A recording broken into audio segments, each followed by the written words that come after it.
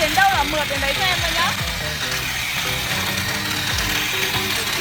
Hiện tại thời tiết đang là 40 độ và hôm nay Quốc mới về con cắt tỉa hàng rào, em sẽ mang đi test luôn cho anh em, rất là có tâm luôn nhá. Hôm nay trời nắng em mang đi test luôn cho anh em này. Đây.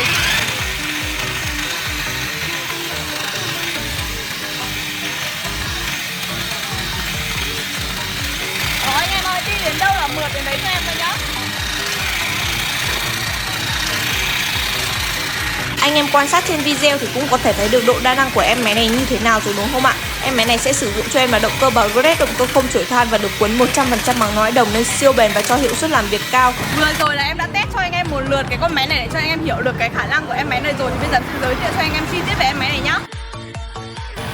Em máy sẽ có công tắc khởi động cho em rất là an toàn, mình phải ấn 3 công tắc cùng một lúc máy mới khởi động được. Đây là công tắc thứ nhất nhá, thứ hai này và thứ ba. Đó. Và đặc biệt là em máy này sẽ có công tắc khởi động mềm đây nhá, anh em nhìn này. Đó. Máy sẽ hoạt động từ chậm đến nhanh nhá.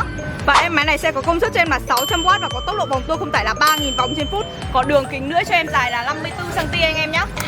Khi mua hàng anh em sẽ nhận được một bộ sản phẩm như trên hình và sẽ trang bị đầy đủ cho anh em là dụng cụ tháo mở, găng tay và kính mắt như trên hình cho anh em làm việc luôn nhé.